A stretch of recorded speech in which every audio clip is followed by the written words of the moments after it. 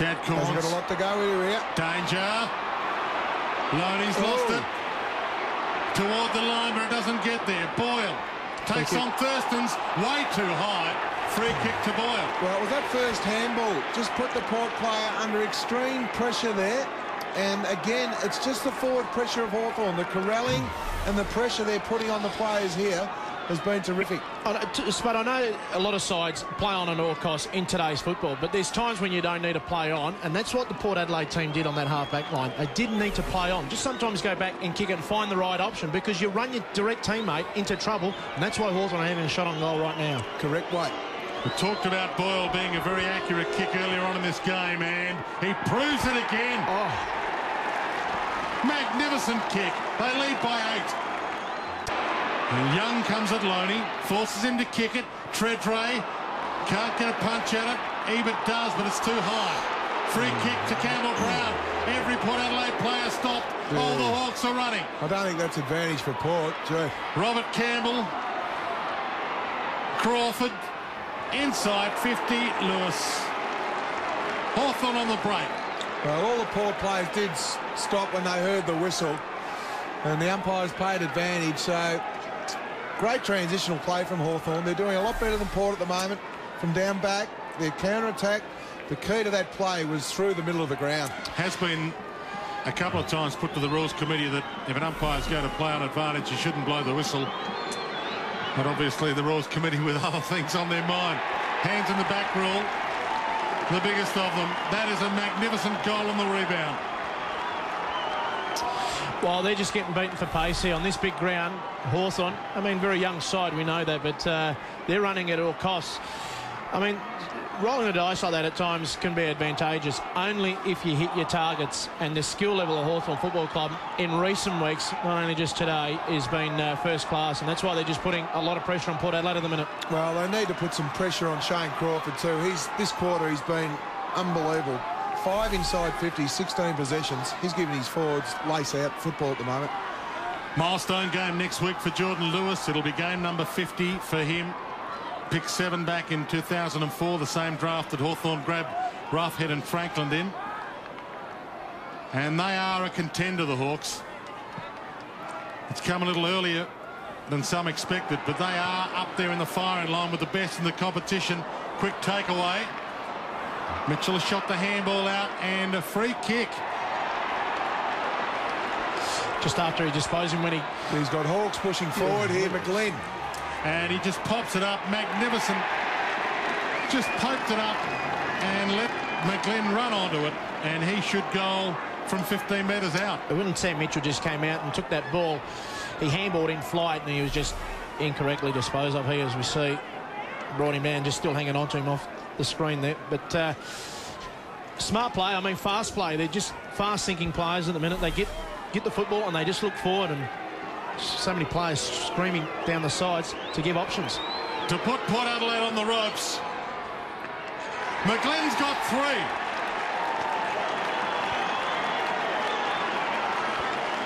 Well, 8 goal kickers for Hawthorn.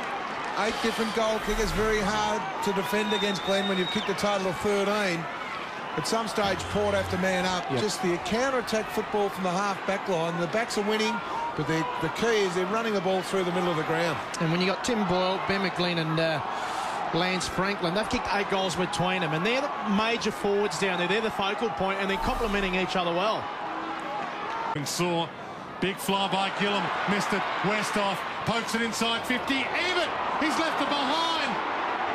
Can't get back to Crummett. Now he can to make amends. Dumped. Crowd want a free, don't get it. Campbell Brown to Taylor, and he sends it to Crawford, who can run. He can gallop and bounce.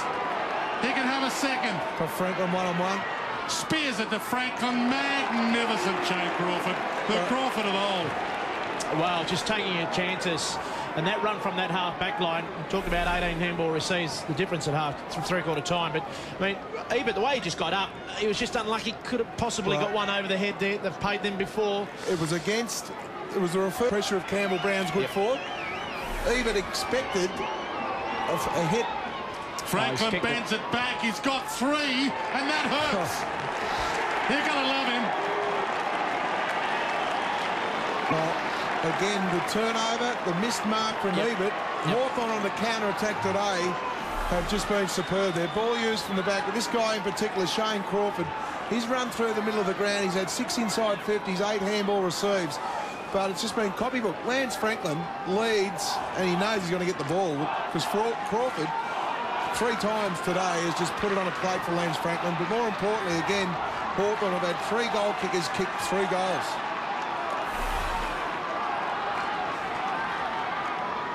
Three-goal 2 afternoon for Lance Franklin. Picked 5 back in 2004's draft behind Delidio, Roughhead, Griffin and Tambling. And he certainly would have went earlier if not for one bad game in the under-18 championships. Taylor rips it out of the air, sends it long, off hands, back of the pack, Hodge! On one leg, Luke Hodge. And they're just about home. Another big margin. The further you go back, the worse it looks. Lewis caught and didn't get a clean handball away.